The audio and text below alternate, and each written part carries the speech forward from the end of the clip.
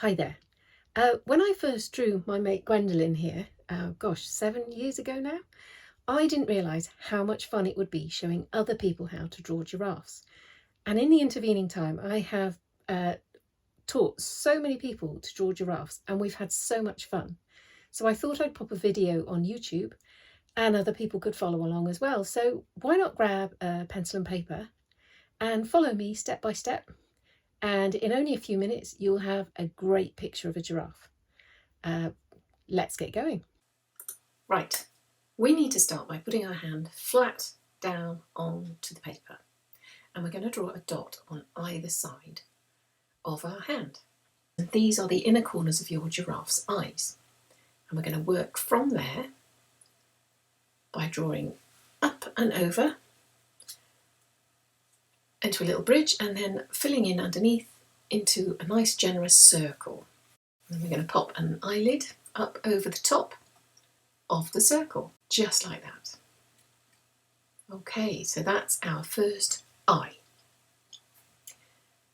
The next thing we're going to do is join it across from the bottom and draw a little lid underneath the circle and move on into adding 3 curly little eyelashes on that bottom lid and then 3 on the top. Now giraffes don't really have curly eyelashes, but I really like drawing them, so they usually have straight ones, but I think curly ones give more character. Now then, the real trick to eyes is to put these little boxes in the corner, and whatever you do colour wise in your picture from now on, you always leave those boxes white, and that's the reflection of the light in the eye, which makes them look very realistic. And then we're going to put another circle on the inside of our first circle and shade it in, remembering to leave those boxes white. And that gives you the pupil of the eye. And you should already begin to see that your giraffe's eye is popping off the page at you. I think I'm happy with that. So I'm now going to move across to the other dot and do exactly the same on the other side. So starting over there again with a little bridge going up and over from the dot towards the edge of the page. And underneath, turning that into quite a generous circle. It doesn't have to be the same size as the other one because nobody's eyes are exactly the same size and shape. Then we're going to go onto the bottom lid there and we added in the eyelashes again, like we did the first time round. Now we need to think about the upper eyelid and eyelashes on the top. I think odd numbers always seem to work better for some reason, not sure why. Now the next thing was those little white boxes. They need to come in again. It's important that they're in the same rough area of the eye as they are in the other one. And then the inner pupil can go in again. These don't have to be precisely round, because actually I believe a giraffe's pupil is in fact more of an oval than a pure circle. So it can be wider than it is tall. Now once we've got the eyes on the page, you can actually build the rest of the face around them. And I always like to start with the eyes because I feel that I'm getting to know the character of my drawing. So as it appears on the page, I'm getting to know it. Okay, so giraffes' eyelids tend to have quite a lot of folds in them because obviously they're quite big to cover those big eyes. So we're just putting some folds in above the eye now. Now we're going to move on into the top of the head after we've done that. And we're going to take a line up and over from the top eyelid across to about a quarter of the way across. There we go, and the same the other side. There we go, lovely, happy with that. Bit of expression there. Now the top of the head is quite interesting. Giraffes have these huge bumps in the middle of the tops of their heads, which is thickened calcium in the skull. Okay, I'd like to move down a little bit now. We're going to think about the nose. So we're going to pop a couple of nostrils in. So I've put my hand across underneath the eyes and then the whole width of my forefingers, and then I've just made a mark on the paper. And that's the point at which I'm going to start putting some nostrils in. There we go. Now there's a line that's going to go down and around underneath the nostrils that I've marked. And then I'm going to bring it back up the other side. That is the nose of our giraffe coming towards us. A couple of extra lines around the nostrils there. Lots of folds of skin around the nostrils. Nice happy smiley mouth as I draw the chin in. So the next thing to do is actually to join the eyes down to the muzzle. So we're going to put a cheekbone in there and then a sweeping line that comes down as part of the jaw to join the muzzle. And then up on the left hand side we're going to do something similar to join that eye down to the muzzle as well. You can actually see the shape of the face coming in quite nicely there.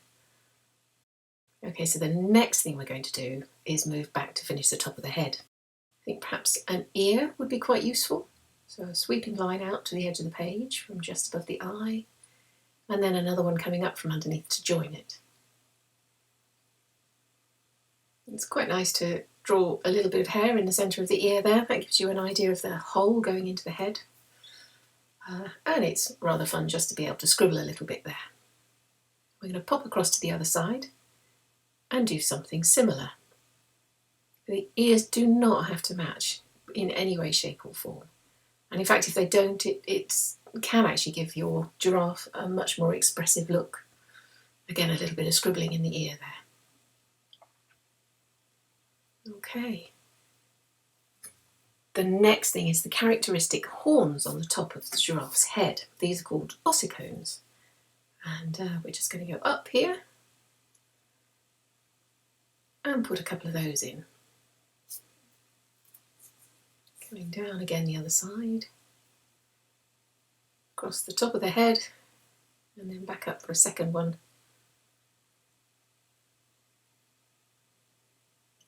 And then down from the ear and up to finish it.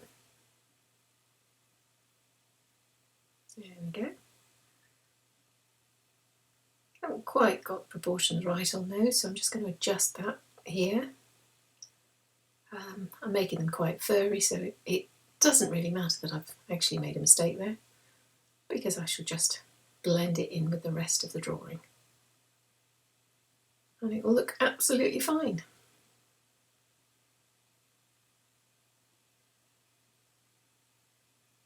Let's make it look a little bit furrier. And across the top there. I think I'm happy with that. Now the next thing really the giraffe needs is the characteristic neck. So I'm going to come in under the eye here on the right and just sweep down to the bottom of the page. It depends how much room you've got as to how far down you go. And then from under the mouth do the same. And after that it's a question of popping in some of the giraffe spots. Now giraffes have their own unique pattern of spots. It's very like a human fingerprint in that it's very individual for each animal. And so it's entirely up to you how you put the spots on.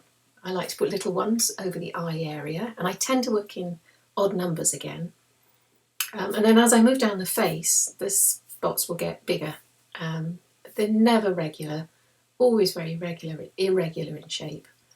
And I always leave a little bit of space between them as well. And it's entirely up to you how you actually do this section. But it can be very therapeutic, just filling in little spots. Once you've done the face, you need to move on to the neck. I do tend to make them much bigger down the neck, but as I say, it's entirely up to you. It is worth scattering them around a little bit so they don't end up looking like regular bricks all piled on top of each other. And once you finish that, it's worth thinking about how you like to colour it in. Obviously you can use felt pens, you can use poster paints, watercolours, acrylics. I tend to outline my giraffes using a Sharpie because the ink then fixes on the page, and then if you use a sort of wet water-based paint, the black lines aren't going to run. But that is basically how you draw a giraffe the Alice May way. Well, I hope you enjoyed that. I certainly did. Perhaps you'll give me a like and a follow, and I'll look forward to seeing you next time.